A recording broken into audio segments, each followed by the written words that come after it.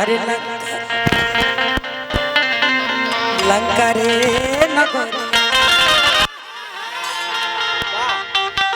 हनुमत के देख के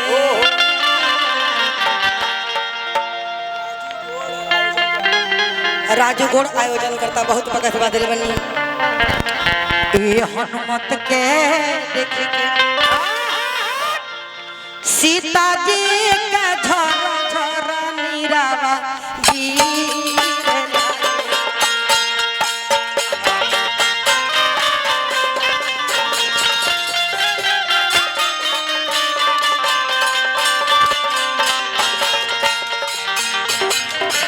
हनुमत के देखी के हनुमत के देखी के सीता जी के झर झर नीरावा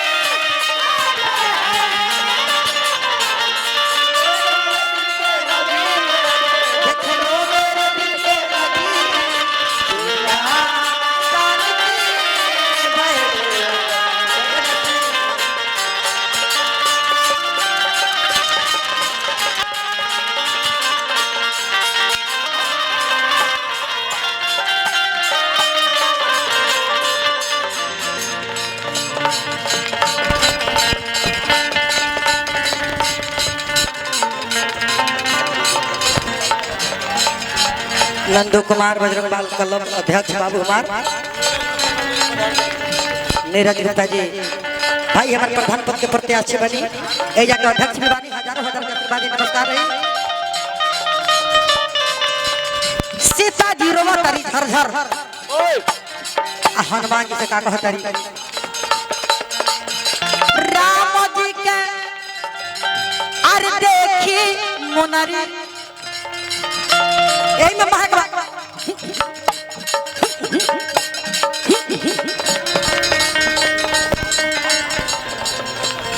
विक्रमा ड्राइवर पासवान जी की तरफ से बहुत बहुत नमस्कार रही राम जी के देखी मुनरी रोवे लगली सीता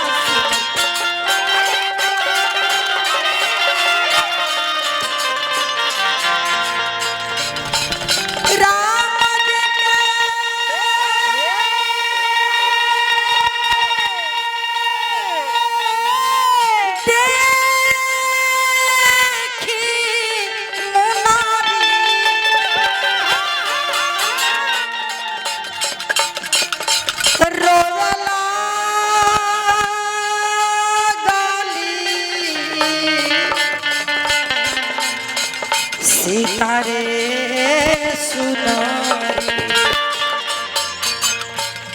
अजीत कुमार लोकल पायलट की तरफ से बहुत बहुत नमस्कार रही राम जी के देखी मुनरी रोवे लगली सीता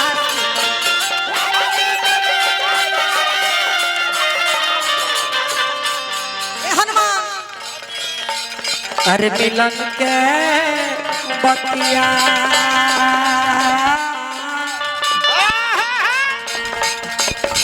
मिलन के बतिया अब हमारा बड़ा याद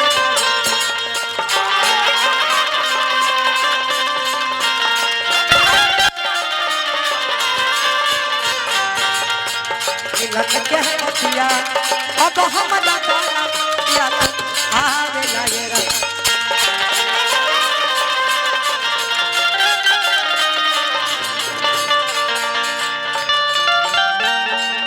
श्री राम जानकी बैठे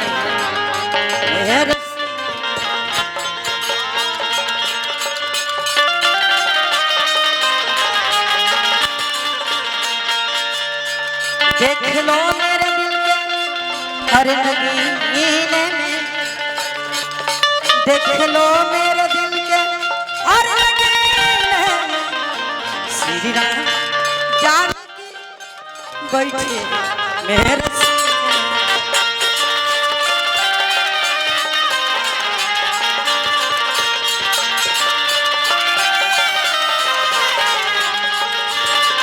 देख लो मेरे दिल के नगीने में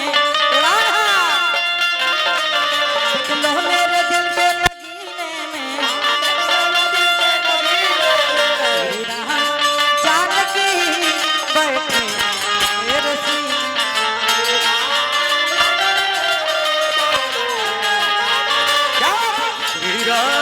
जानकी बैठे मेरे सीने में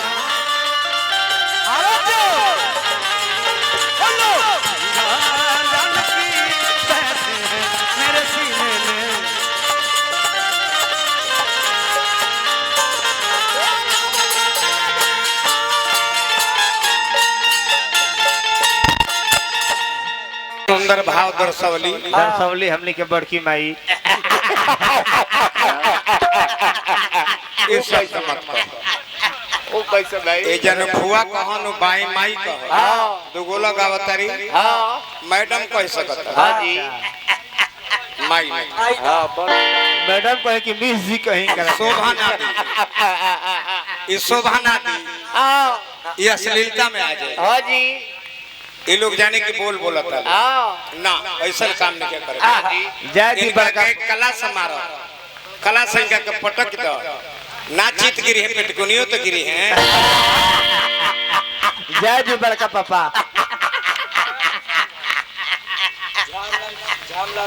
भोजपुरिया गाय सौ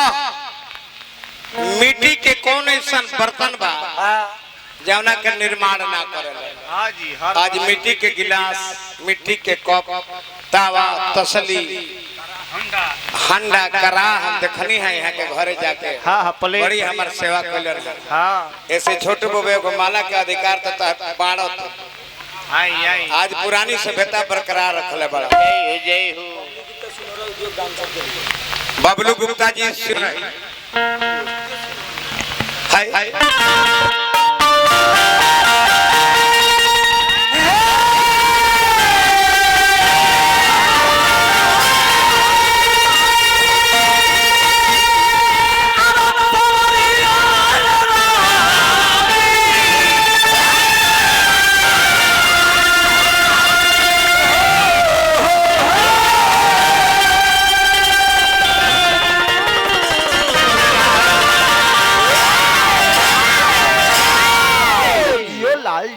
समरिया ए जे बैठल बड़ा चिन्हात नारला हाय हाय हमरा बैंजू के सुंदर वादक समरिया जी शाम सुनर समरिया अरे बबुआ सांवरिया है अरे खड़ा हो जो बाबू के नाई ना खेवले हैं हंसेला तो बत्ती बरे लगेला आज हनुमान महावीरी झंडा के नाम पर हमने के जुटल बानी नारायण जी से पूछल कि हे प्रभु हे नारायण हे नाथ रवा के करा पर ज्यादा प्रभावित होइले भक्त हनुमान जी कहले कि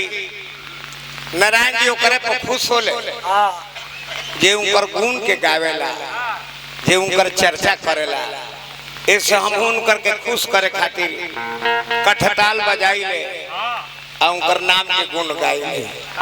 ऐसे हमरो को वहां के बड़ा खुश रहे लगाव रहे एक मिनट तनिक ना दिल बेटी आज निर्मला जी रवा संग दुगोला होता कतना हमरा निक लागता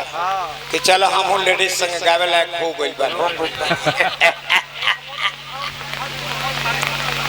फाउल और फाल्ट ना बोलो ना ना देखनो हम लय से मारी ले हम उडो मडवन के में कना ना ना ओकनी में कना है कौना में के अब ना धरबो पर्दा में रहने दो पर्दा ना उठाओ पर्दा जो उठ जाएगा तो भेद खुल जाएगा